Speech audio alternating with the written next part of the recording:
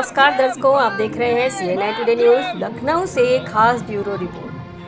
स्वतंत्रता दिवस के पावन अवसर पर त्रिवेणी नगर 60 फीट रोड पर त्रिवेणी नगर लखनऊ व्यापार मंडल द्वारा किया गया ध्वजारोहण। इस अवसर पर सभी देशवासियों को स्वतंत्रता दिवस की शुभकामनाएं दी।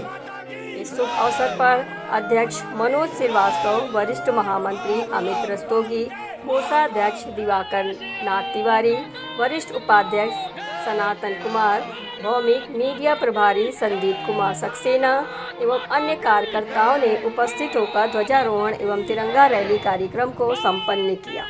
मिलते हैं फिर एक बड़ी अपडेट लेकर। Bureau report CNI today news.